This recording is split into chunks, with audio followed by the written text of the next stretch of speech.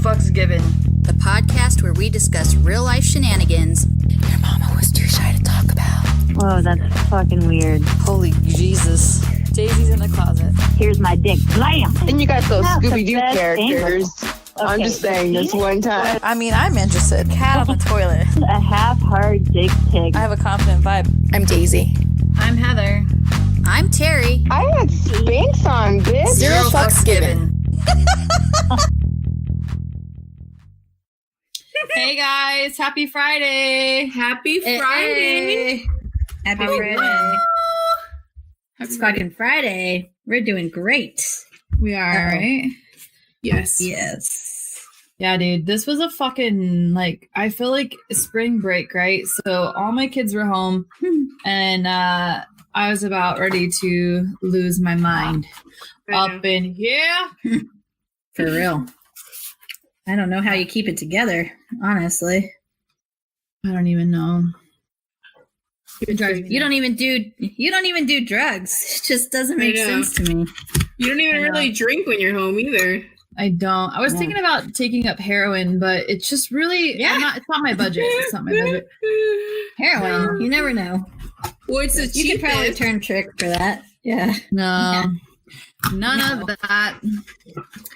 It happens. It happens. So do we have any fucking shout outs or slams? Oh shit, I'm so unprepared. I have a shout out actually. Okay. I want to shout out the weather for warming up. Finally, the snow is melting outside. Thank you, weather. Can we give a shout out to the weatherman? Shout out. Can we? It's Yeah, been fuck going the on weather, for man. They're always wrong. Yeah. Sorry. Yeah. Your winter though over there, I feel like it's been going on for a minute. Is this normal? It kind of started late in the game this year. Usually, I don't know. It's so fucking weird up here.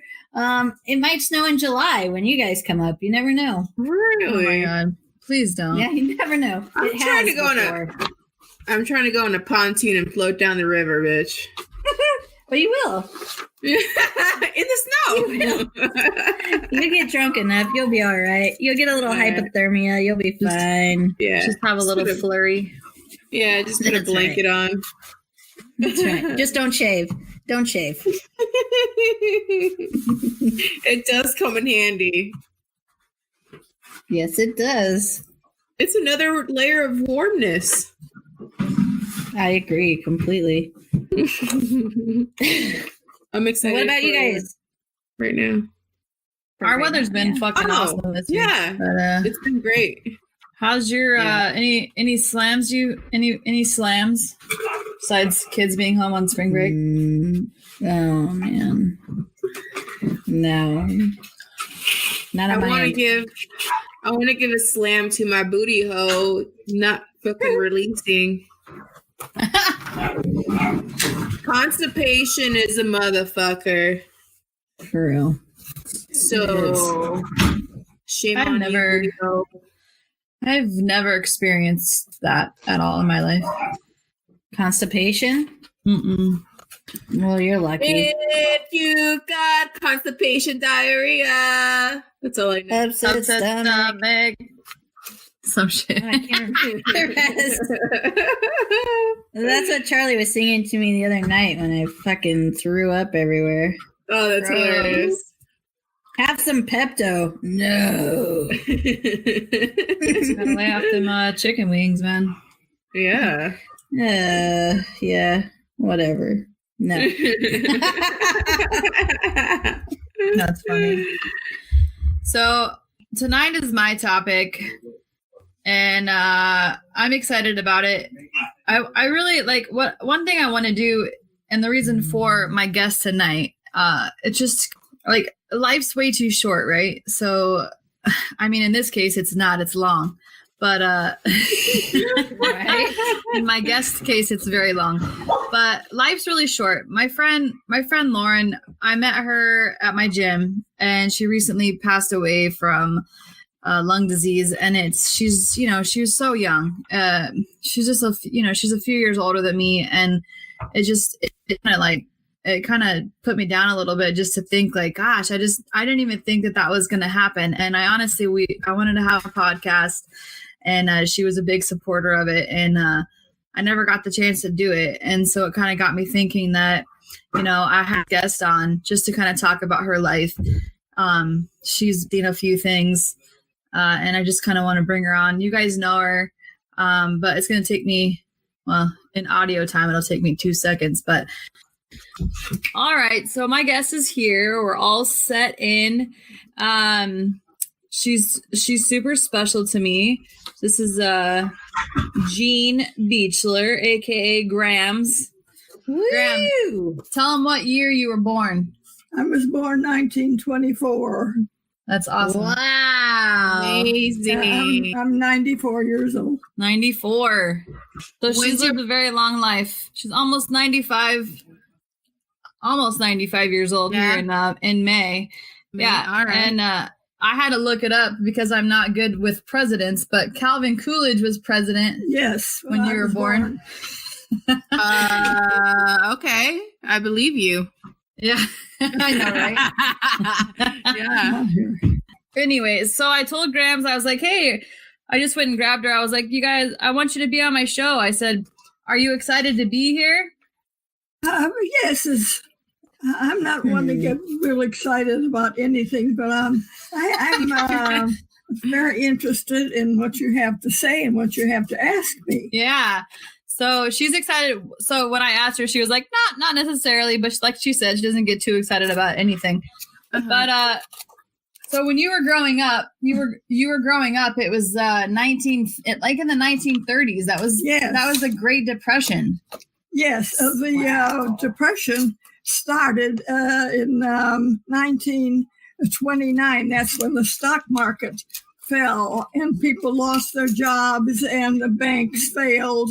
Yeah. And a lot of things happened to people that, their lives were ruined because of the Depression for a while anyway. Yeah. And I remember you telling me a story about how your mother was able to like make everything work, and she was able to make bread and things like that still, even through the Great Depression. She was a very good cook, and she was born in Chicago from a poor migrant family. They migrated from Scotland, and so she learned to be frugal very early, but she could make delicious meals out of nothing, Right. And we really didn't suffer too much during the Depression.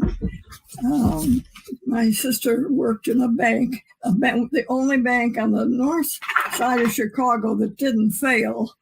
Right. People lined up at banks to get their money out before the bank failed. Right. Right. And so anyway, she worked in the bank, and then my dad had a pension because he was in the Spanish-American War. So we got by during the Depression. That's awesome. Wow. You're one of the lucky ones for sure. So like she said, she was born in Chicago. So she was a Chicago girl. Yes, her mother and father were born in Scotland, but her older brothers and sister came over, and another brother, and she was born here. Right. And the one uncle was born on the ship coming over. Yeah. Yeah, they descended from Scotland, which is really interesting. Yes, they belonged to a very prominent clan, the Maxwell clan over there, which the clan started in the 1300s, and they had a castle. They lived in a castle over there. Wow. Wow, that's cool. Part of the ancestors. The Maxwell. Amazing. Clan. That's cool. So tell us about like growing up in Chicago and how that was. You lived in the city in Chicago. I lived in the city, close to the outskirts. It was a fairly good neighborhood. It wasn't in a poor neighborhood. Yeah. We, got by. And I went to a big grade school, And in my high school, there was 7,000 went to the high school. Oh my gosh. 7,001 high school? Mm-hmm. That's crazy. Well, pretty Wow, close that's to interesting. it. Wow. I think Buckeye Union had like 500 total of the whole. Oh, really? Well, I guess in my class it had 500. That's crazy. Well, 7,000 people. That's a lot of people in one school. That's Wow. crazy. Especially for back in the day like that. But I guess it Yeah, makes sense well, because where in else are they going to Chicago. go, right? Yeah, and Chicago was a huge, it was always been a big city. Oh, yeah. It's Right. totally different now, but it's always been a big city. Mhm. Well, it's Right. kind of the gateway to the West. Yeah. Mm-hmm. So then what so she went to school in Chicago, and then was it right before your senior year? My senior year, yes, my family decided to move to Arizona, where an older sister had gone because of her health. It was the doctor advised that she should go live in Arizona, where the air was drier and she wouldn't suffer from lung ailments like she did in Chicago. And what was her name? What was that sister? That was Evelyn. Evelyn Asher, and she went when she was about 20. She got on the bus and just didn't have much money, but got on the bus and went to,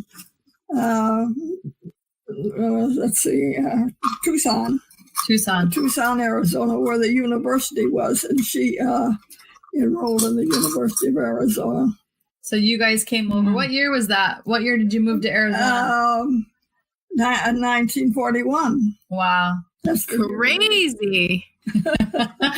1941, I was 17. That was the year that Pearl Harbor was bombed by the Japanese. Yeah, that's Pearl Harbor. So tell me what, so we know what it's like to, because we experienced 9/11. That's kind of around the age we were. Well, at least I was. I was about 17, 18 when I really myself, when 9/11 happened. How did you feel? I didn't know where Pearl Harbor was. Right. I know it was on the news, but I didn't really know that it was our naval base in the Hawaiian Islands. And there was no reason at all for the Japanese to bomb. We weren't at war with them. Why would they bomb Pearl Harbor? So President Roosevelt declared war the next day on the Japanese empire. So you went to, so after you graduated high school here, what high school did you go to in Arizona? What high school did you go to in Arizona? It was North High. It was a new high school, 3 years. The second high school built in Phoenix. The first high school was Phoenix Union. All the kids went to Phoenix Union. And then North High was built, and I went the third year it was built. Nice. So then you went to Phoenix College, right? Phoenix College, yes. After you graduated and you started your... I didn't exactly graduate. I went. You started maybe a year and a half at Phoenix College. Then I decided to go into the service. Yeah. So then she joined the Army. Yeah. So what was that like, joining the Army at that time? Because it was Pearl Harbor, all of that. So that was World War II going on, wasn't it? World War II, yes. So the beginning. So was that scary joining or? Frightening. Because it was to have this other country, Japan, bomb us out of the clear sky. Many men were killed, especially sailors.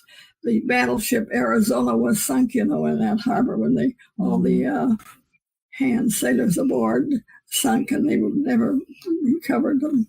Yeah, to my knowledge. I don't think they ever have. Yeah. Let's see. I'm stuck. So you're in the Army. So basic training? I was in the Army for 2 years. Yeah. I went to Fort Des Moines in Iowa, where the girls, women's Army gave you your basic training, and then you were sent to other bases. And from there, I went to Long Beach, California, because they put me in the Air Corps. Oh, okay. And then from Long Beach, I went to Marana Army Air, which is very close to Tucson, basic training for the boys who were becoming pilots. Okay. And, Nice. yes, and the other Army bases in Arizona were Williamsfield, Army Air Force, Luke Field, and Davis Mountain Air Force. Yeah. The flying weather was so good in Arizona. That's why they had the training for the pilots in Arizona and in Texas, too. Right. And so let's see, the war was really over in a year after I joined the service. I joined in 1944. The war in the Pacific was over in 1945. Also, the war in Europe was in 1945. And that was And we the fought. Hitler. That was the end of Hitler. Arizona fought on two fronts: the east, the Atlantic Ocean, and Europe, and Pacific Ocean, with the different islands, Japanese islands, Saipan, Guam, Guadalcanal, many others that I can't even remember. Wow. We were at war approximately 4 years. Yeah. With the Japanese. Yeah. And it was tough getting started because we had to build factories over here to build war materials. We didn't have the forces to fight a big war. Right. Yeah. So they had to. So I think it was, what was it? What did we say? 1945 when Hitler committed suicide too? Was it 1945 when Hitler committed suicide? I don't remember. I thought I didn't know he actually committed suicide. I knew his bunker was bombed and he was found in the bunker. Yeah, they found him in the bunker, but he killed himself. I'm not sure how, but I don't know the particulars. I know he died in 1945 when he knew he couldn't win the war. So what was the feelings about that when you guys found out that he died? Oh, great jubilation. He was a madman. Yeah, of course. He ran over Europe. He conquered the Poland, Austria, France, Denmark, Belgium, not Switzerland. Switzerland was neutral in that war. Yeah. That's why they say that. That was an awful thing to have your country run by Germany and just taken over. Yeah. We had to do something, but we were fighting Japan at the time, and it was difficult for us to jump into the war in Europe when we already had all we can handle with Japan. Yeah, we had our own things going on. Terry actually, she joined the Air Force right out of high school too. She joined the military, so she joined out right after high school. And what year? What year, Terry? 2002? 2002, yeah. Yeah, 2000. And I was... long after I went into the Air Corps. Yeah, well, I'm the oldest on this podcast, so go figure. I am kind of interested how it was for you as a woman back then going into the military like that. I don't know, like how were you treated? Well, actually, I was a WAC, Women's Army Air Corps, WWAC, and they didn't have too good a reputation because we were women in the Army, and a lot of the Army and the men felt that we,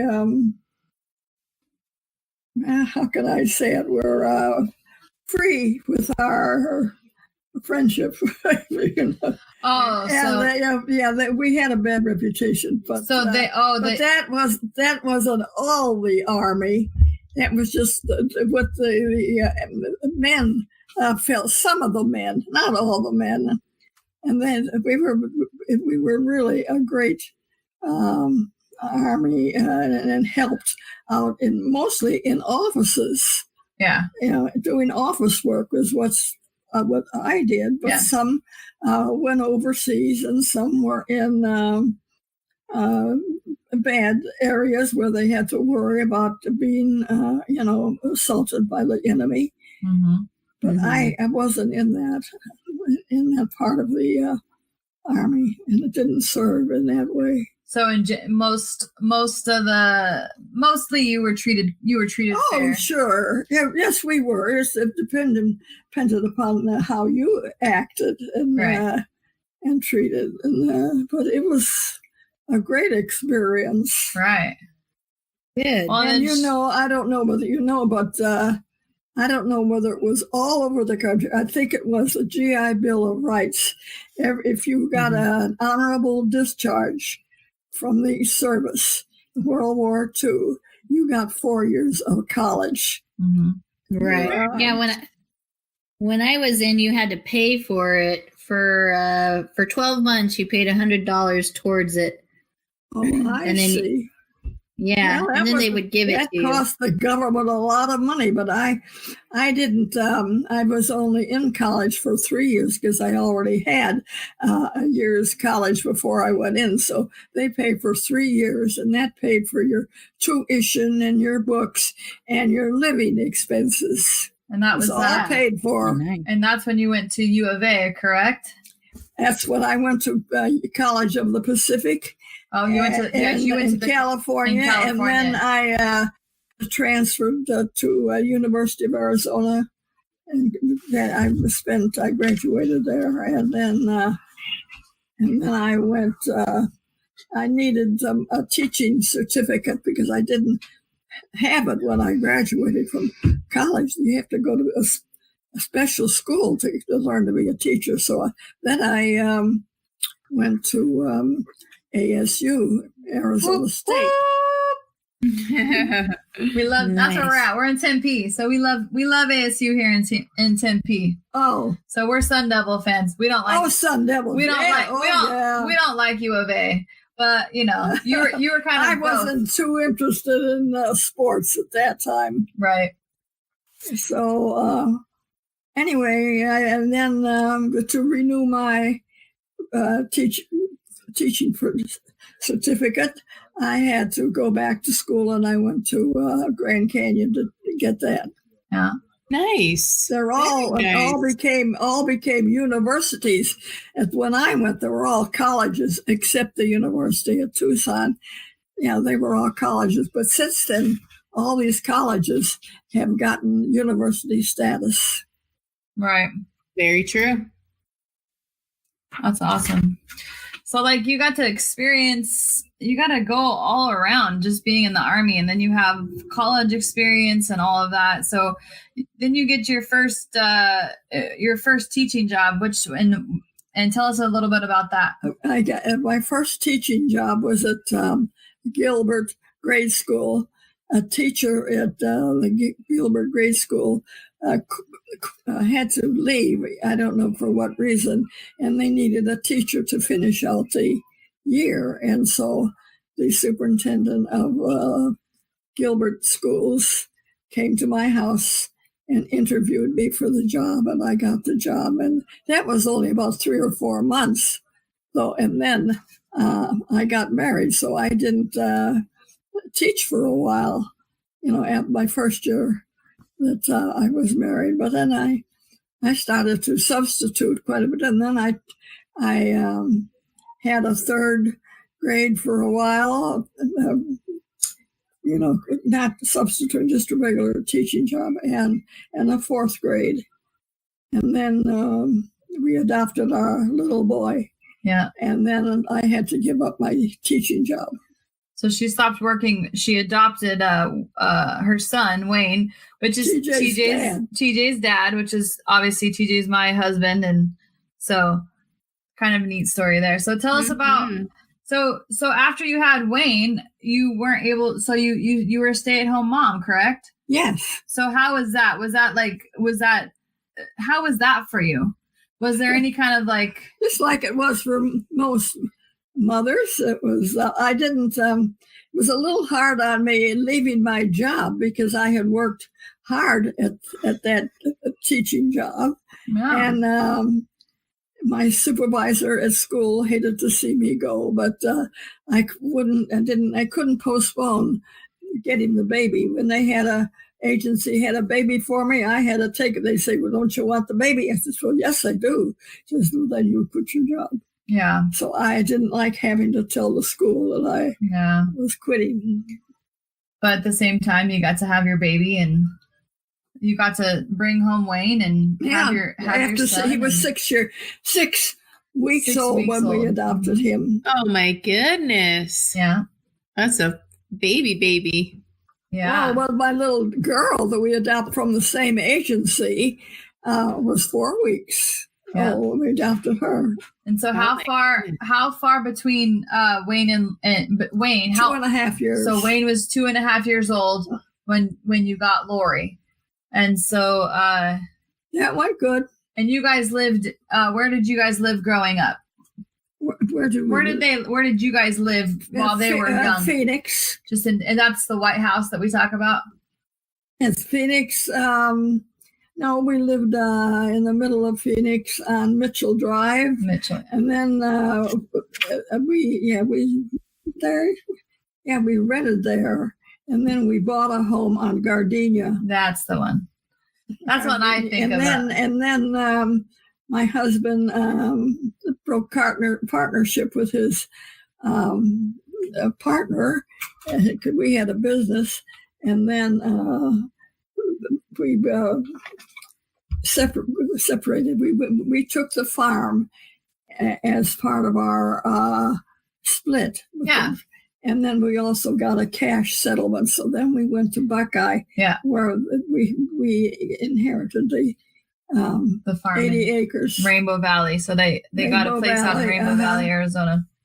Nice. And that's where TJ and all of them grew up, and that's where I met him. Yeah. I want to kind of rewind a little bit. You what? I want to go back just a little bit. So you met Lauren. You met your husband whenever you were in a Bible study, correct? It was a Bible study. It was really a group for young people, church, And, so I'm there. So whenever we saw him and you guys were talking, what was your immediate thoughts of him? I want to know what that like. Well, I looked the crowd over, and he was there, and he evidently saw me, and we liked each other. He asked if he could take me home, and then so that was about the time I got the job in Gilbert. So he picked me up every Friday night and took me back to Phoenix, and then on Sunday night we'd go to church, this church group, and then we go out and listen to the Shadow in the car. Yeah. Mystery.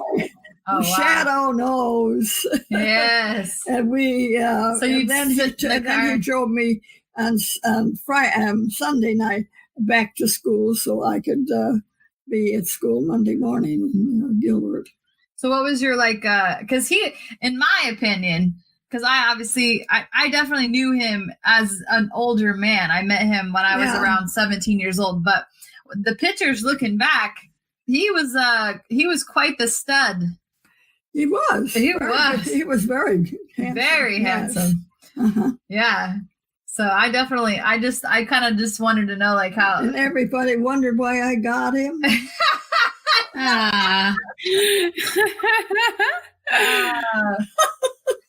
No. I wondered myself. No, you were a looker. You were a looker too. You had some legs on you.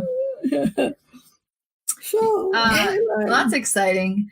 So okay, so you're married and you have your 2 kids, and you gave up your career to be a mom. That was pretty typical of the marriage scene. A lot of our podcasts, we talk about relationships and marriage, and we talk a lot about those things on our podcast. We're keeping it super PG, PG for you to be on here. But how was that? Having to give up and stay home with your kids? And well, it was easy for me. I wanted to be a mother for these children. I tried to be the could. I probably made mistakes, but I was glad I had the two. Glad to this day. Yeah. It was just a regular marriage. Lauren, he developed his own business. Yeah. And really succeeded at it. Yeah. And so when he passed a month after our 50th wedding anniversary, and I was left with enough money to so that I didn't have to worry about my future. By that time, my children had married and had lives of their own. Yeah. So. Yeah. So even if on the farm too, she was Wayne. Her first son had his battles with things, and say that Wayne. I was saying that your son had his battles with things, and you were able to. You and Lauren actually took in Josh and TJ, and helped raise them into adulthood. And we're I tell you all the time that we're blessed to have that happen, and they wouldn't be the men they are today if it wasn't for you and Lauren. Well, so I don't know. As a grandparent, a good part of their life. He has the boys have a half sister, and the boys, Ian and TJ and Josh and Jamie, all succeeded in life. So Patty actually should feel rather good that all three of her children are doing well. Yeah. So she should be very good about that. They're both very proud of their kids. They've all done really well with their lives. So yeah, but crazy. So what do you guys have questions about? Anything coming up? I have one. Let's see. Grandma, at age 30, what were you doing? You're around 30. Age 30, that's when we adopted. Well, I was 29 when we adopted our boy. Okay. Mm-hmm. So I was a new mother when I was 30.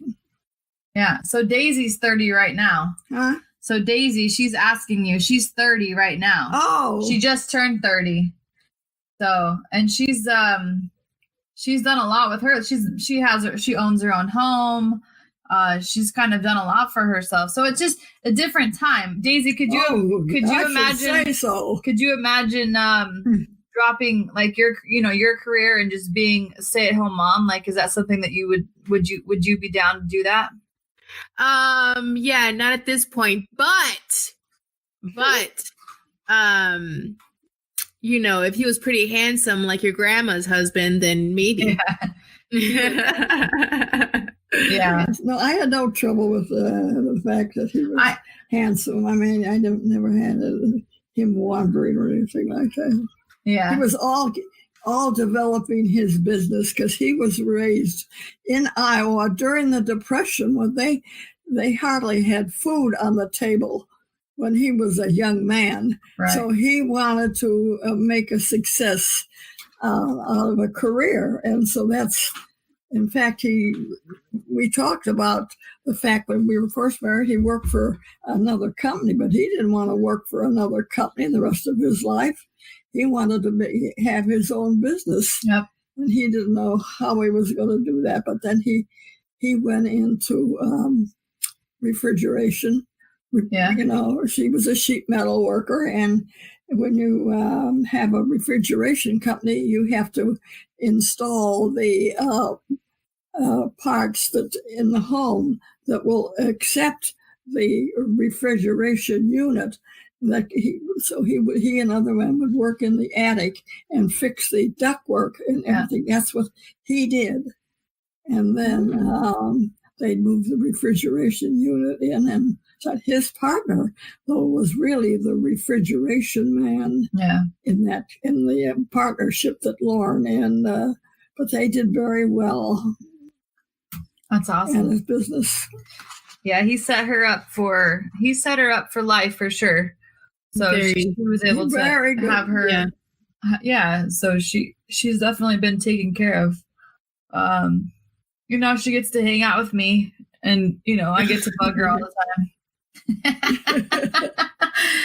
time. So I have another question. Yeah. I'd like to. It would be interesting. I'd like to describe the. I'll say I forgot the word, but when we had such. Everybody was so poor in Chicago. Recession. Yeah. No, not recession. The Depression. Depression, yes. So I went through the Depression when I was a little girl, say 5, 6, 7, 8. Depression in Chicago, and I witnessed some pretty strange sights. But let's do that another time. Well, no, what did you see? I'm interested. Yeah. That was one of my questions too. Like how, where's my question? Yeah. How was it growing up in the Depression? Like, how was that? Like, what? Well, actually, as I think I mentioned it before, we made out pretty well because my sister was working and my dad was working. He also got a small pension during that time. So we didn't suffer terribly, although it was hard for us to make ends meet at times. Right. But what did you witness? What did you witness? Like, what did you see? All right. When we lived in a rather average Chicago neighborhood, it wasn't the poor area and it wasn't the wealthy. So when we would want to go downtown, where they had the hotels and the fancy shops, we would go on the streetcar. We didn't have a car at that time. So we took the streetcar and we'd have to go through the poorer parts of Chicago. Well, we looked on the, at that time, the curbs on the street were rather deep, and we'd see men shoulder to shoulder sitting on the curbs, men that had lost their jobs and had no other place to go.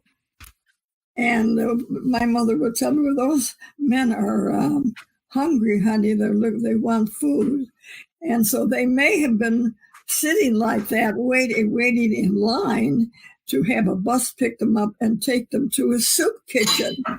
They had soup kitchens then. The government provided, or maybe churches did. And that's they get a meal, a bowl of nutritious soup plus bread.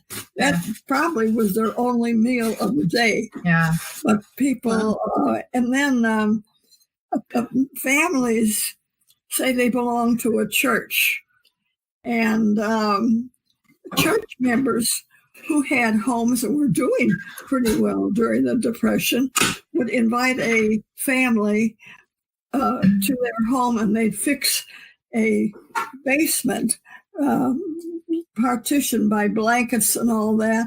They would have beds down there, and then of course they'd eat with the family. Yeah. So many church people invited families into their homes, so that at least some families were comfortable, But then there were people who didn't have a home, and they'd have to go to shelters, right, like they do today.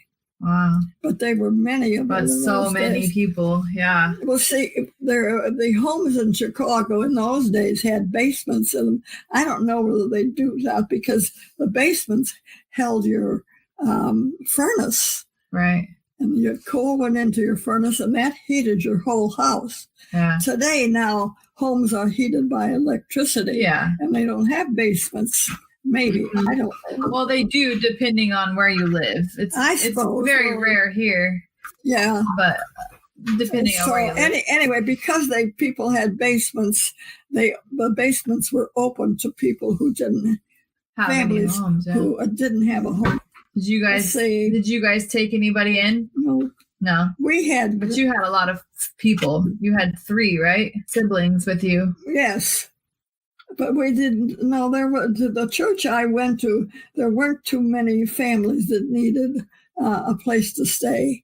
But one family that we knew pretty well, and actually came to live with us for a while in Arizona, because the man got a lung ailment, and he was advised to go to Arizona. Everybody, they had a lung ailment, go to Arizona. Yeah, And because of the sun or whatever, yeah, the so, air. Now it's bad. But, so anyway, that's all I can think of about the depression.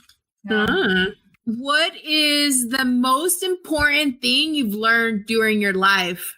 Well, I'm a Christian, and that's very important to me. Yeah. To follow his what the Bible teaches. I try to.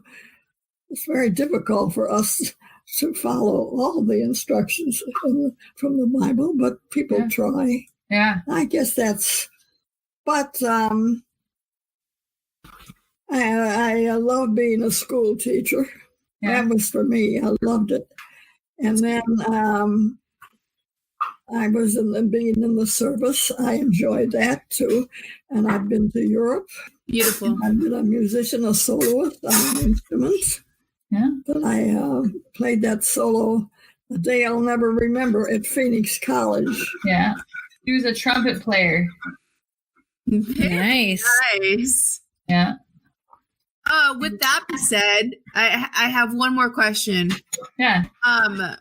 What kind of music was in your era, and who was your one of your top female artists? Your favorite artist? Well, the movies were very popular when I was young. There was a couple, Nelson Eddy, Jeanette MacDonald. Yeah. They both had beautiful voices, and they were in the movies together. They played together in about 5 movies. Mm-hmm. And to this day, I love that couple and the movies that they were in. You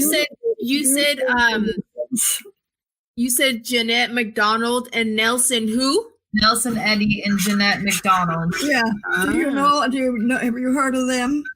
No, I haven't, but I will.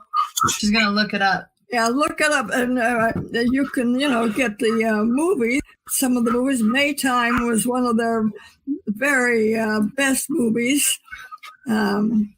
Rosemary was another one. They were all of great musicals that this couple was in, and I'm sure you didn't. It's when romance was stressed in the movies. Oh, okay. I will be checking that out. Thank you. I think you would. You can check out the movies. I imagine. Can't you put them on your television? Yeah, you can. I'm sure we can. I think they have them on YouTube or maybe there's another instrument or something that you would put them on. But I know we always watched. After a while, we watched movies that we liked at home. I think it was the television. We put it on the television. It's like you had the videotape player. We saw VHS, but I don't think you'll be disappointed if you listen to those two. Yeah, and she likes what was the tell them the musical that you like. Musical. Oh, well, Naughty Marietta is one. Rosemary is next, and then Maytime, Girl of the Golden West, and one of her favorite ones are she likes the Fiddler on the Roof. That's good. That's one of my favorites, as well as Sound of Music. Yeah, Sound of Music. That's great. Yeah. Yeah. And another one I like, the Debbie Reynolds. She was really a talented star. And if I could, Singing in the Rain is one that she and Gene Kelly were, and he's a dancer. Singing in the rain, and Gene Kelly does a dance to Singing in the Rain, which is I love that one. A great dance. So if you could try to get that movie, if you possibly can, you'll love that movie and that dance. And Debbie Reynolds, she was so talented. Yeah, I will. Sound of Music. You never seen Sound of Music, Daisy? No, that's Singing in the Rain. Singing in the Rain. Have you seen that? You've heard that song? Sound of Music is good too. Yeah, Sound of Music. I will. Fiddler on the Roof. That one's hilarious. That one's pretty funny. Who? The Fiddler on the Roof. That one's pretty funny. Oh, I love that one. Yeah. Yeah. Did you like any? I don't know. I guess back then they did sing a lot, but what about musicals? Did you have a favorite musical? Well, the Maytime and those by Nelson Eddy and Jeanette MacDonald were all musicals. Yeah, those were Every one of them. They don't have them anymore, and it's too bad. Yeah. Of course, they're romance stories, you know. Of course. My favorite. She loves romance stories, Daisy. Yes, I do. Well, you'll like Nelson Eddy and Jeanette MacDonald. They both had beautiful voices. Yeah. Very good. I'm glad I asked. Yeah. I do have a question for you, Grams. Seeing as you've been on this earth for as long as you have and have seen all the changes you've seen, what is your opinion about, I don't even want to say youth, but young adults and children nowadays compared to back when you were young? What is your opinion about our behaviors? There seemed to be more structure in my lifetime. Mm-hmm. Dating had its own rules and that it's the social. Let's see, lifestyle. Yeah. Today is a little bit less rigid than it was when I was growing up in the dating scene. So it was more reserved, is what you're saying? Like everything was like more reserved back in your time? And there was more of a structure, things we would do and we wouldn't do. Yeah. And, it would be taken step by step. It wouldn't just be rushed. That's right. Yeah. And nowadays it's completely different. People will just get together and just have sex. They don't even think about having dinner now. They just go right. Well, it's a first date. Yeah, they don't even have dates. I know they don't even have dates. It's just open. And I think it's so bad for the young girls of today who think that's okay. I think it harms their. Yeah. They keep giving that milk away for free. Yeah, they keep giving the milk away for free. That's right. And then you'll never. Well, it's better if that they're not that way because they suffer later on. For I think. Yeah, I mean, it wasn't that way when I was young, so it may not have. There may not have been that big change, but I think there was. Yeah. In my life. It's definitely different. Well, back in your day, it was very, there was a courtship. Like you said. It was very, courtship. Yeah. You dated a girl for a while and you dated until you decided you wanted to get married. If you didn't like each other well enough, you broke it off. Yeah. So I don't know. And when the date was over, we called them dates at that time, the young man took you to the door and said, good night. That was it. There was no inviting them in for a drink. And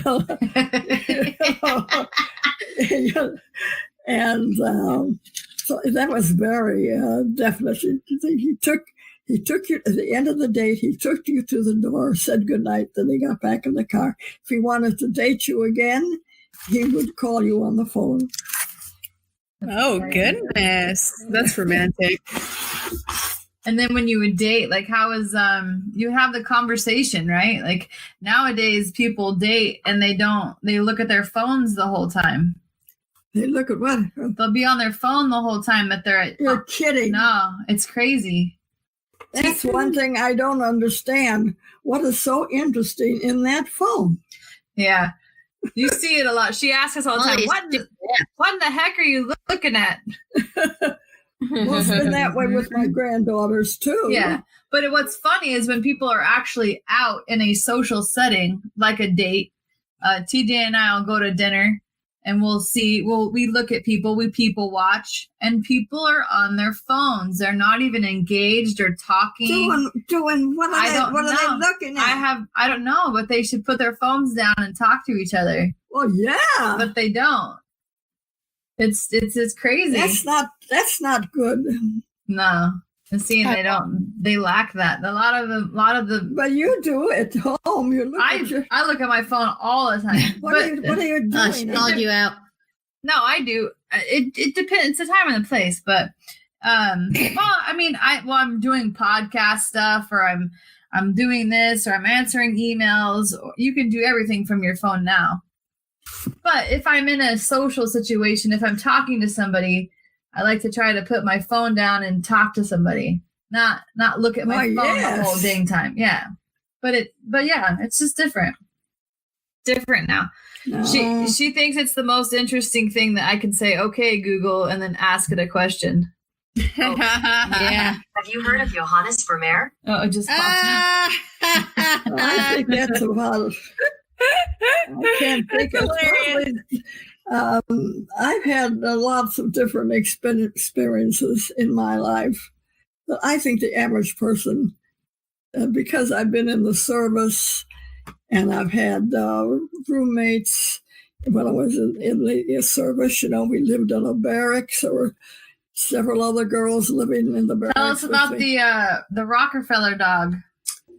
The Rockefeller dog. You guys have heard of the Rockefellers, right? That's my Cinderella story. Do you know who Rockefeller was? Yes.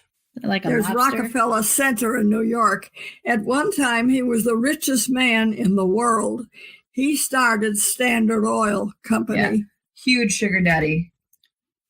And so anyway, when I went into the service, I was 20.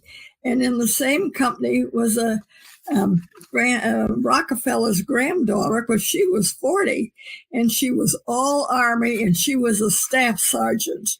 And because she was a non-commissioned officer, she could live off the base. So she and her sister lived in a lovely home off the base. All right, that's that story.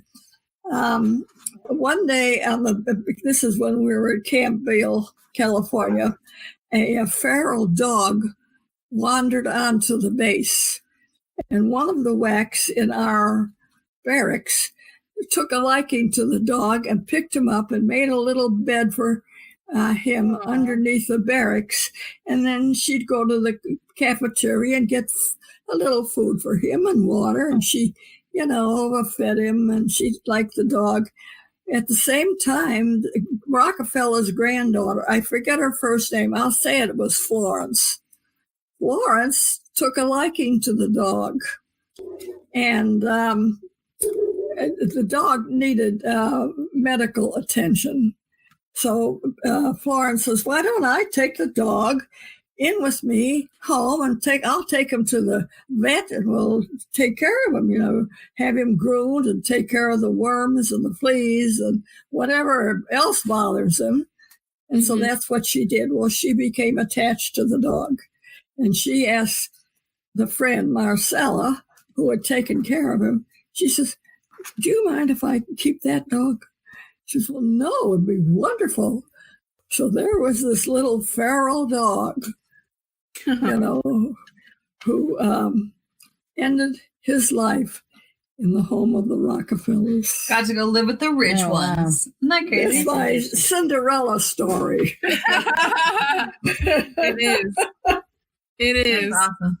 That is so cute. They were wealthy. Those girls were wealthy. All right. That's a good thing. Definitely. It was really something. That's crazy. Grandma, I am a hopeless romantic. I want to know how you knew you were in love.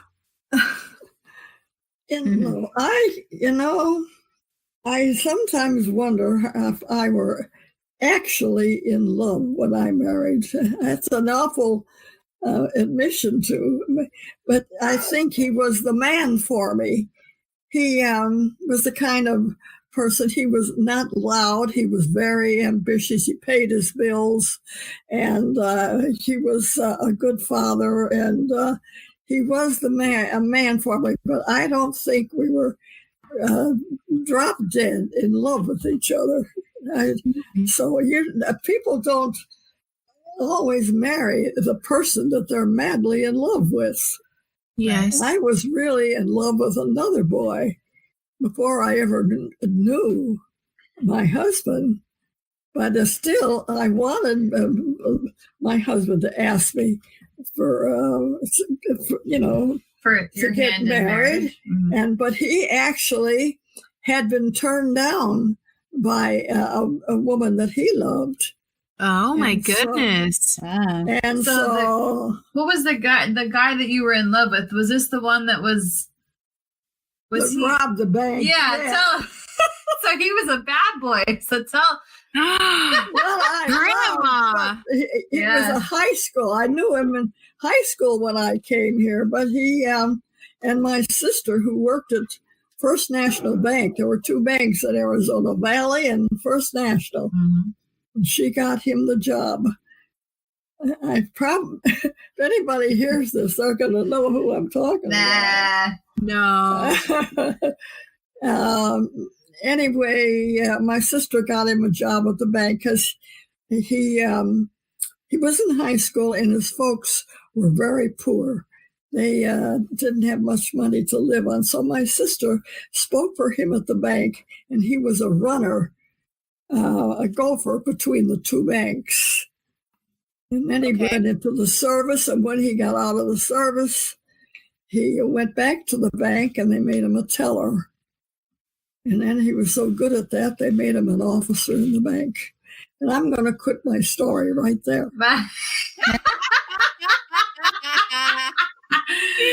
But yeah, I've had some stories. but that was the one that she was So he turned out to be was the not one so I good. was in love with. But she knew at that point.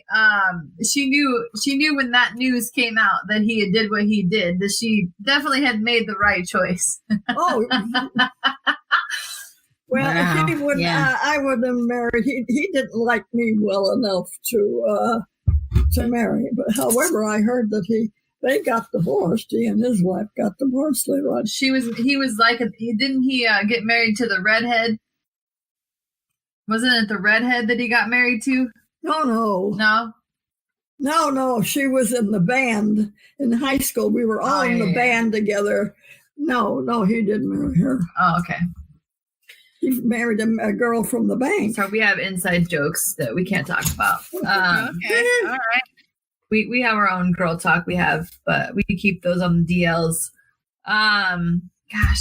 So, okay. One more thing I just want to touch base on because it's kind of something that we see some of it today, but we don't see a whole lot of it. But you were around. A whole lot of what? Integration. You were around when integration was a thing. Integration. Yeah, it was like a big thing. Wasn't that around the 50s? Not so much anymore. Aren't most blacks integrated? Oh, of course.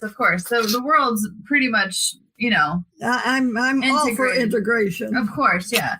But how was that when you were a kid? Didn't you have or maybe you were a young adult or even a teacher at that time? Did they have separated bathrooms and water fountains? No. They were when I was little, separate drinking fountains, separate bathrooms. But when I was in grade school and high school, they mixed. Mm-hmm. There were mixed couples, not very many. Yeah. Not very many at that time like there is today. Yeah. But it was very taboo. my folks were prejudiced. Yeah. And then my sisters, which were quite a bit older than I, they weren't prejudiced. And then I'm not prejudiced at all against the blacks or any color or other nationalities. Yeah. She's very interested in all nationalities for sure. I just wanted to know your spin on that, how that was. I know that you were for it, but you definitely saw the hate that people had, right? I mean, what was there a lot of people that had the hate? Yes, there were. In fact, a relative of mine came to visit us, and we got to talking about the blacks, and she hated them. Oh, wow. And she didn't believe in integrating at all. And I says, well, I do. We were sitting down to eat at my table. We almost started a battle. And I says, well, we brought them over here. Yeah. You know, you can't complain about them. After all, we brought them over here. So Yeah. All that we put should up there. be willing to accept them because they were freed. Of course. Yeah. Nowadays they have everything, like they've allowed gay couples to marry. Now you could be a man can marry a man and a woman can marry a woman. Mm-hmm. And even, what do you think about all that? Like, what is that like? I really haven't. I've never had instance to look into that because it hasn't happened in my family. Right. I really don't have an answer. Offhand, I would say I don't agree, but then I can't say for sure because I've never been in that situation. Right. I'll tell you what I am interested in, and I'd like to find somebody that's calls in on your, is the Indian situation. Like How Native much American? The Native American, Okay. yes. How much the Native American has integrated into the white society. Oh, yeah. Now, when I was, say, growing up, there was an Indian school. Indians went to Indian school, or they didn't go at all. And they lived on the reservation. Now, I don't know whether they pay taxes, whether they own the reservation they're on, or they pay taxes. And what about this casino thing where the casinos have established themselves on the reservation? I'd like to know more about that. I don't understand that. I've heard that the Indians are in charge of the casinos. Well, how in the world would Indians know anything about running a gambling casino? I don't know. I mean, I'm sure that they... If we're going to do my master's degree, I would do it on that. I'm very interested. You would do it on gambling? On No, the Indians. Oh, okay. The history how they've assimilated into the white culture. I mean, I think that they're pretty much, I mean... I don't know whether they're still on the reservation. They have reservations still. They still have schools on the reservations, but there's definitely a lot of private homes that they built. They still don't live in teepees or hogans. I don't know. They did when I was young. I mean, I'm sure that they do some things for like traditions. Yeah. But there's not necessarily... I don't think that there's much. What do you guys think? Do you think there's many like real actual native tribes? They're very Americanized now. If they do have a reservation, am I right? I mean, yeah, I think most of them live in homes and whatnot. They don't really live in teepees anymore. Well, then they must work in our businesses here to earn the money. Of course, the Indians or the Native Americans get a check, each one. They get money. Get a check from the casinos. Yeah, you get money if you're, depending on how much percentage Native that you are. Mm-hmm. They do like a blood test or something too. Oh, really? I don't know. Yeah, I wish that's great. Native. Talk about payback. Yeah, they deserve. I mean. I remember didn't we have a friend in high school that like had like a Mustang because he was a native? I don't know. Who would that have been? I think that's very interesting. I'd love to visit a reservation and see how it's built up. I know the Indian man or the Native American man, when he discovered he could drive a truck, is sayonara, Indian world. Yeah, he loved their trucks. Yeah, he left that horse at its stable. He said, "Peace." Yeah. Jumped on the truck. Later, horse. Oh, they loved it when they could drive a truck. Right? So of course, it took them a while to learn the rules of the road. They had to pass a driver's test. Yeah. So I don't know how they worked that. I don't know. Because a lot of them years ago couldn't read and write, but they couldn't get a driver's test unless they could read and write their test. I had a friend. I have a friend that actually was a teacher on the reservation for a long suppose time. there was a he taught on the reservation. Good So time. anyway, well, All right, ladies. I think Thank you so Thanks much, for being Grandma. on. Thank you. They're saying thank you for being on. Oh, you're surely welcome. I've enjoyed it. Yeah.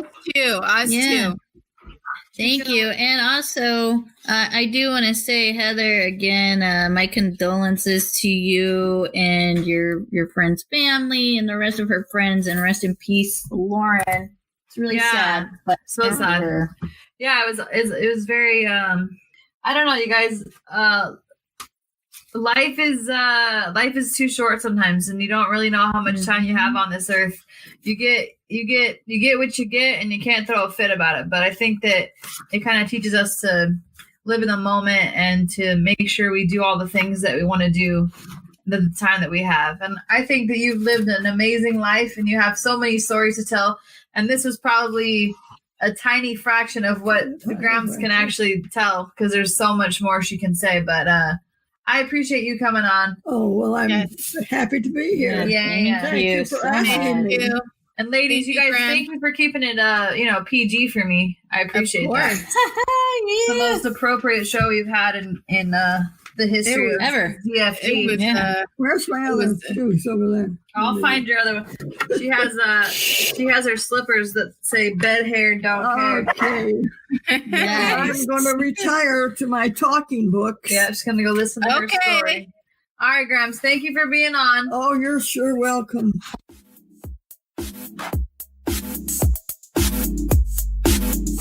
You just listened to Zero Fucks Given. Tune in again next week for more hysteria. Hey, don't forget to share with your friends. Thank you. Bitch.